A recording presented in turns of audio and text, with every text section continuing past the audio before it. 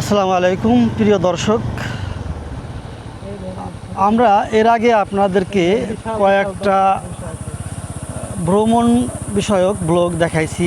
সেখানে কয়েকটা coffee house বা রেস্তোরাঁ চালু হয়েছে, সেগুলি আপনাদের সাথে শেয়ার করছিলাম।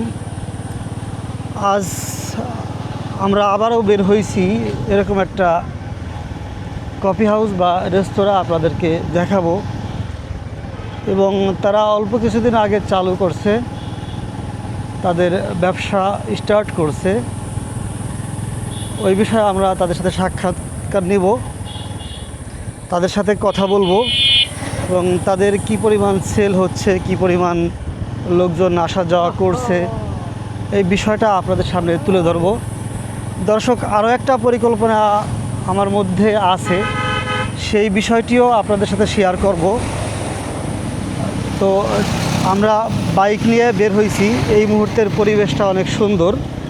এখন বিকাল 5:30, বলা চলে যে রোদের তাপমাত্রা একেবারেই কম, এবং সুন্দর একটা পরিবেশে আমরা এই মুহূর্তে সামনের দিকে আগাইতেছি। যদি একটু দেখাই, রোডটা হচ্ছে এই রোড। এখানে অনেক লোকজনই অলরেডি রাস্তায় ঘুরতে, বেড়াইতে, দেখতে আসছে। এখানে অনেক পুরাতন কিছু গাছপালা আমরা দেখতে পাচ্ছি। দুই পাশে সবুজে ভরা, পাট চাষ করে এই অঞ্চলের মানুষ।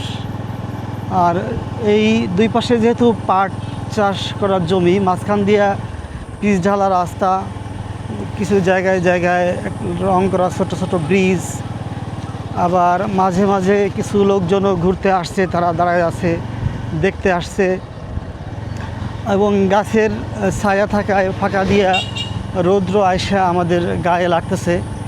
এই পরিবেশে আমরা এখন আছি। তো সামনে অল্প কিছু আগাইলেই আমরা যেই রেস্তোরাঁটা দেখতে আসছি বা কফি হাউসটা দেখতে আসছি, সেটাই আমরা পৌঁছায় যাব। তো আমরা এখান থেকে আপনাদেরকে বিস্তারিত আপডেট জানাবো। আপনারা আমাদের সাথেই থাকুন সে পর্যন্ত। এখানে রঙিন টিন ব্যবহার করা হয়েছে। এখানেও একটা কফি হাউস করবে, অলরেডি লোকজন এখানেও আসতে শুরু করছে।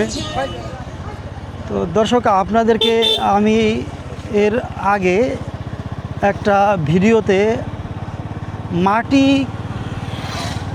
কাটার একটা ভিডিও দেখাইছিলাম, যে আমি নিজে হাতে মাটি কাটতেছি, এবং একটা জায়গায় মাটি ভেঙে গেছে বৃষ্টির কারণে। সেই জায়গাটা যাতে পুনরায় বৃষ্টির পানিতে না ভেঙে যায়, সেটা ঠেকানোর চেষ্টা করতেছি। ওই জায়গাটা হচ্ছে আমাদের উপজেলার সামনে। ওই জায়গাটাতে আমি একটা কফি হাউস করার পরিকল্পনা নিয়ে চিন্তা করতেছি, যার কারণে এই কফি হাউসগুলি দেখেই মূলত আমার ভিতরে অনুপ্রেরণা হয়েছে বা আমার আগ্রহ সৃষ্টি হয়েছে। তো ওইটাও আপনাদের সাথে বিস্তারিত আলোচনা করব। আপনারা আমার ভিডিওতে কমেন্ট করে জানাবেন যে আমি যদি একটা করি তাহলে কেমন হয়। আর আজকে দেখতে আসছি, আমরা নিজেরাও কিছু অভিজ্ঞতা নিব। আমার সাথে আছে সাখাওয়াত। আমরা নিজেরাও কিছু অভিজ্ঞতা নিব, পাশাপাশি আপনাদেরকেও বিস্তারিত তুলে ধরবো। আপনারা দেখবেন এবং আপনারাও কমেন্টে আমাদেরকে মতামত দিবেন যে আসলে এইটা যদি করতে পারি তাহলে আমরা সেখানে সফল হব, নাকি এরকম খালি ক্যামেরা নিয়ে আর বাইক নিয়ে ঘুরেই বেড়াবো, কোনটা করলে ভালো হয়। আপনারা আমাদেরকে একটু কমেন্টে জানাবেন। আমরা মনে হয় চলে আসছি অলরেডি। আমাদের সামনে দেখতে পাচ্ছি যে এখানে যে কফি হাউসটা বাঁশ দিয়ে তৈরি করা, 3টা রঙিন ছাতা আমাদের চোখে পড়তেছে।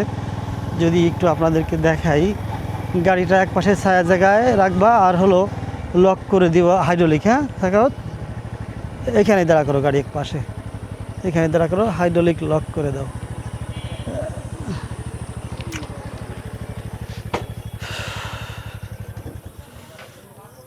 দর্শক, এখানে মনে হয় এই কফি হাউসকে টার্গেট করে একটা টিউবওয়েল দেওয়া হয়েছে। টিউবওয়েলের পাড় মনে হয় পাকা করা হইতেছে, তাই না? যেহেতু ফাঁকা জায়গা, আশপাশে সেরকম কাছে কাছে বাড়ি টাড়ি নাই, তার মানে এখানে পানির প্রয়োজন হয়, তাই না? এই জন্য এটা করা। আচ্ছা, একটু ভিতরের দিকে যাই। আপনাদের সাথে সব বিস্তারিত শেয়ার করবো। শাখাও হাইড্রোলিক লক করে দিও।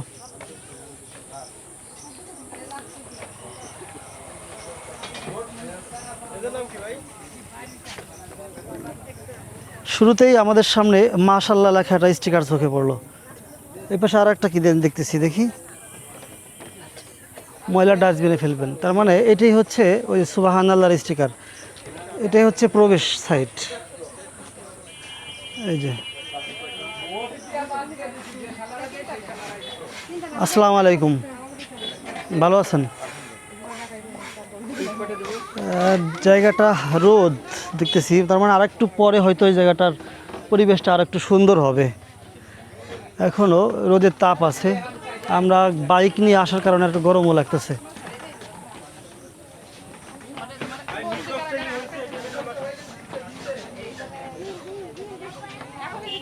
আমরা এখানে 3টে ছাতা দেখতে পাচ্ছি দেওয়া মোটে, আর কিছু লোকজন অলরেডি তারা বসছে।